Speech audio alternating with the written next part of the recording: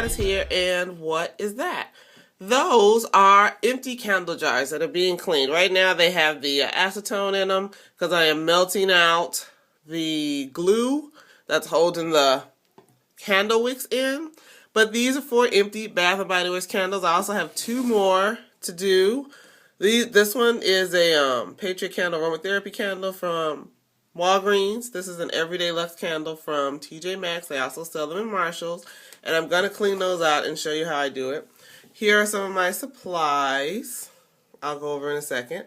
But what I want to talk about right now is why in the world you would want to clean out candle jars. I am just doing this. I'm sitting at my desk, watching a little In the Kitchen with David on my iPad, and getting ready to create myself some more candle jars. Or I guess I should just say glass storage jars, because that's what they end up being. They were candle jars, and then they turn into this. And as we all know, clear glass storage jars are gorgeous. They go with any decor, and you can use them for whatever you want. I've got Q-tips in one. I also have cotton pads in one. I keep at my makeup table. Here's some push pins in another one. These are glass candle jars from Bath & Body Works. These are candle holders from TJ Maxx and Marshalls. And when I was in the store, I said, wow, these look like they would hold those Bath & Body Works candles. So this brand, which I said you find in TJ Maxx and Marshalls at Everyday Luxe, I tested it, and as you can see, it sits perfectly on top of these candle jars. So what I did, I tested it in the store. Then when I got home, used some clear candle jars I have, and these are on my desk, and I love them. They hold my pencils and pens, my mechanical pencils, and then my regular pens on my desk.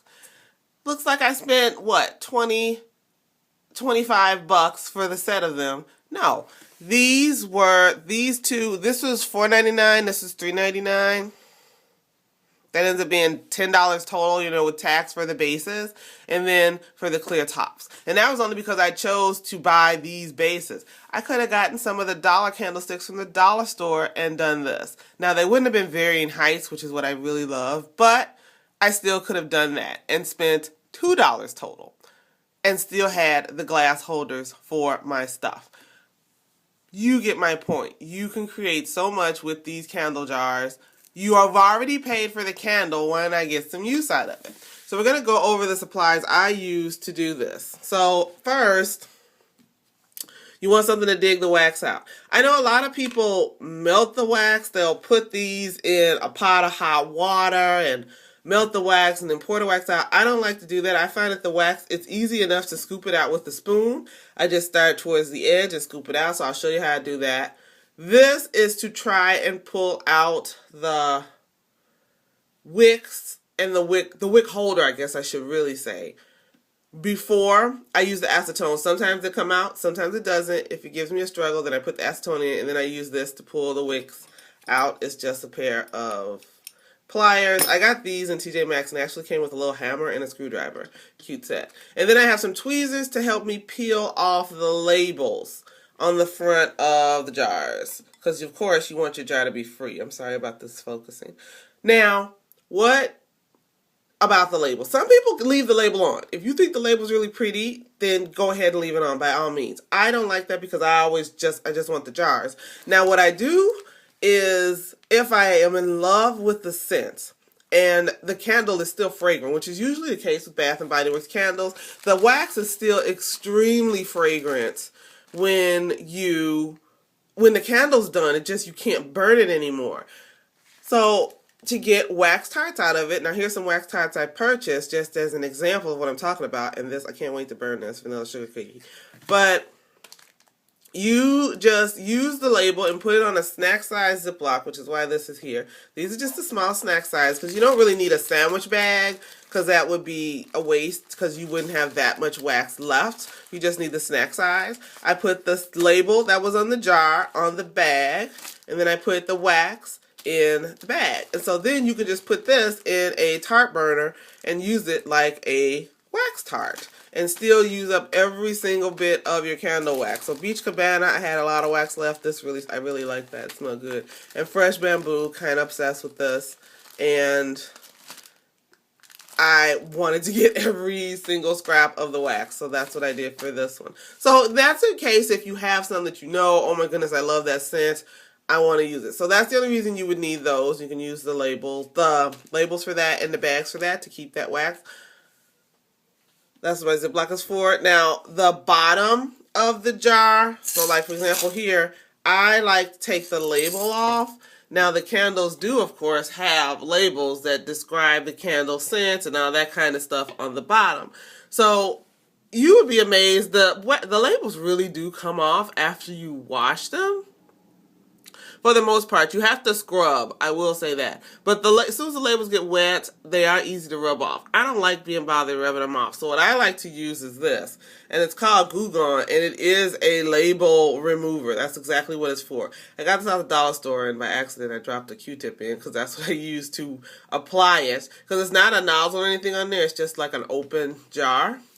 But I use that after I get the insides out. I'll pour out the acetone and then just kind of wipe them out a little. Then I'll turn them upside down and apply the Goo Gone. Let that sit, and then I take off the label on the bottom. Then I wash the whole thing. So that's how I do my candles. I don't, because I tried it the other way, and it just really, really got on my nerves. I had to work too hard to get the label off the bottom. With the Goo Gone, oops, I'm sorry. Did I hit you? With the Goo Gone, I don't have to do as much work.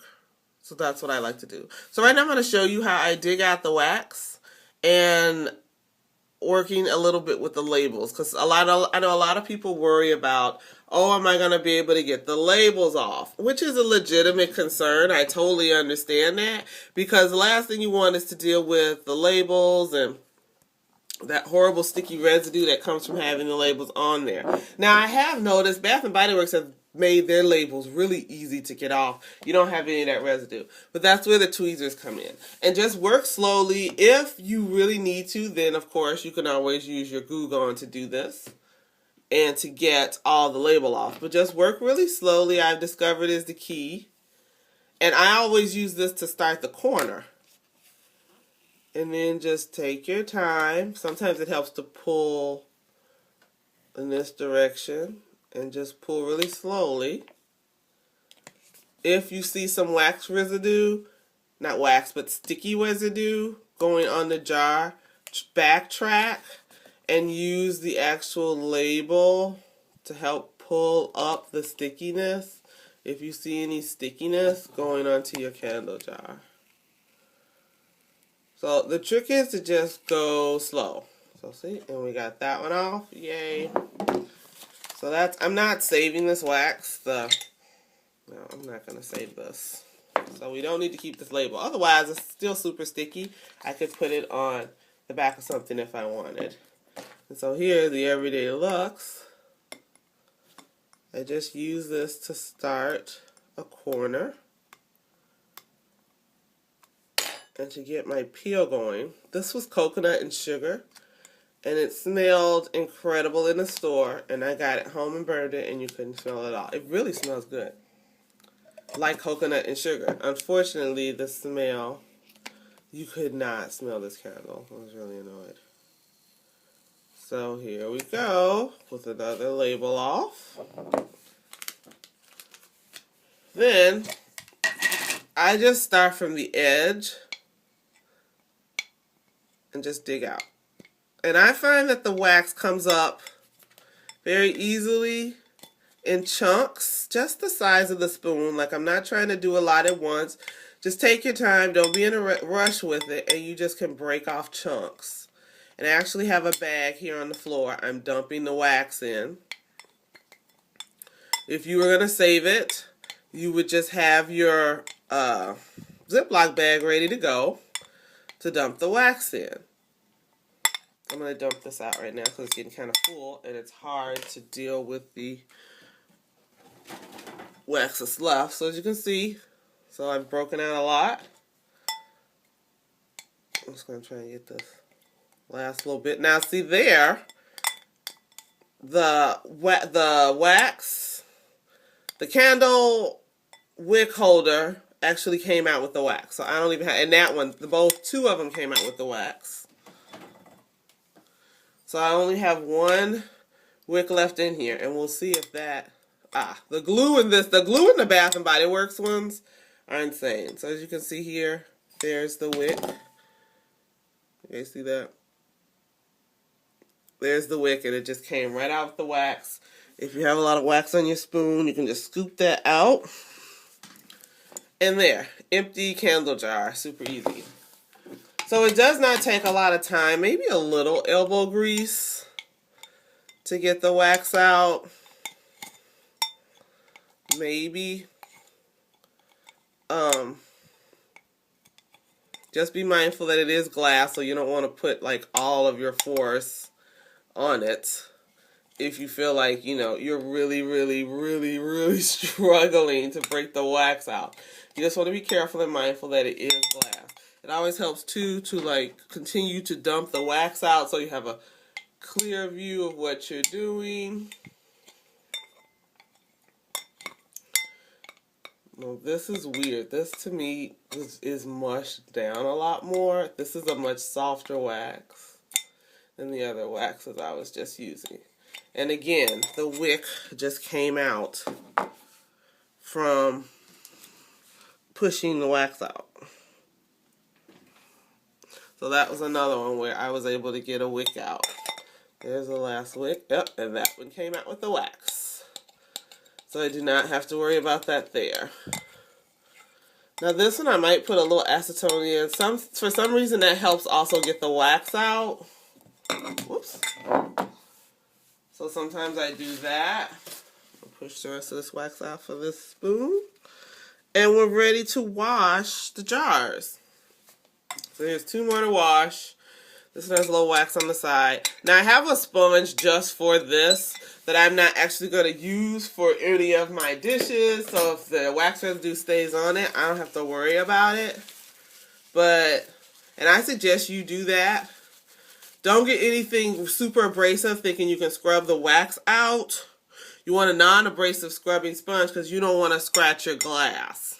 So, you know, don't get like a Brillo pad or something because then you have little streaks on your glass and you don't want that. The wax will wash out of the glasses. You will be amazed. You just want some hot soapy dishwater and your jars will be super clean. For the lids, if there's tons of wax, just wipe it out with a paper towel. This you have to shine up on a regular basis.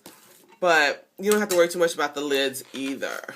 I wouldn't hold food in them, like something that's not wrapped, but of course wrapped candy or treats would be perfect to keep in these as well.